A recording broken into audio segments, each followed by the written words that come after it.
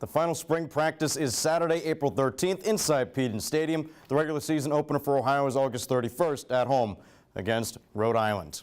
While football is practicing during the offseason, women's basketball is nearing the postseason and just clinched a first-round bye into the next round. Ohio led by as much as 23 points in the game against rival Miami of Ohio, but that lead did not last long. The Red Hawks stormed back by the fourth quarter, but the Bobcats did not break, refusing to back down and earned the 70-66 win.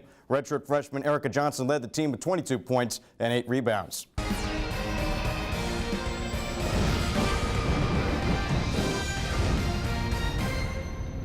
Starting all the way back in 1919 and continuing through here in 2019, celebrating 100 years of Ohio Bobcat wrestling, and it comes against a common opponent, a team they've faced since 1929, the Kent State Golden Flashes. Hello and welcome into the broadcast. I'm Connor Mills alongside Austin Reese. And Austin, it's going to be a fun day between these two teams. Absolutely. It's a big match both teams look forward to all year. It's a great rivalry. Both teams get excited for this match. I think both teams are ready to come out and get after it tonight.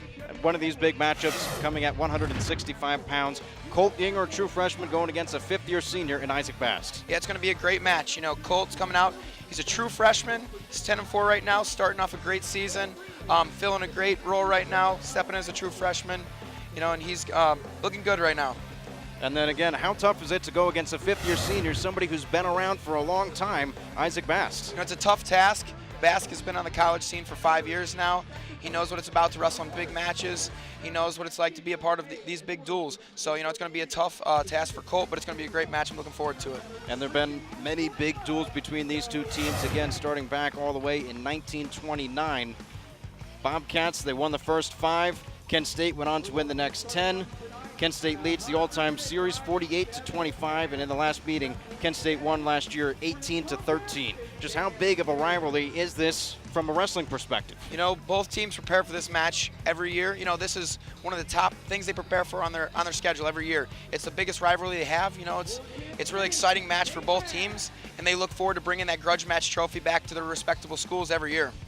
The grudge match trophy and much more is on the line as we are getting ready for some MAC wrestling right here in the Convocation Center on ESPN+. Welcome back into the Matson Miners post-game show presented by the Napa Auto Parts of Alaska. As promised, we got him, the star of the game, Asa Lacey, 7 innings strong, was able to shut down the Anchorage Bucks today as the Matson Miners defeated the Bucks by a score of 1-0. Asa, big game on the mound, top of the World Championship Series, Game 1. What was going through your head before coming into tonight? I just knew I needed to keep things calm because there was going to be a lot of energy in the ballpark tonight and a lot of energy with our team. And early on, it kind of caught up to me, but I was able to slow it down and keep the game in our hands. I'm Connor Mills alongside 141-pounder, 3-time NCAA qualifier, Cameron Kelly. Cam, congrats. And I guess we really have to ask, what has led to all your success here at Ohio?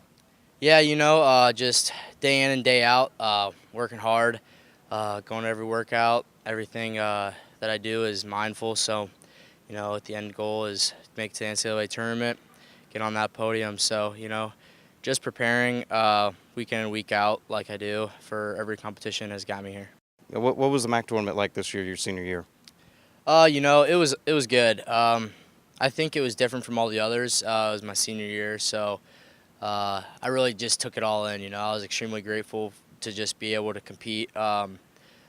Not one last time, but another chance to compete, and I took it all in, was really appreciative for the moment, and now I just got one more, and I'm grateful for this opportunity as well. Brooks, for the regular season, 12 hits and 47 at-bats, batted .255 and had an on-base percentage of .375. He bats in with 1 out here in the top of the first inning. Bases are loaded. Kona Quiggle on third, Spencer Henson at second.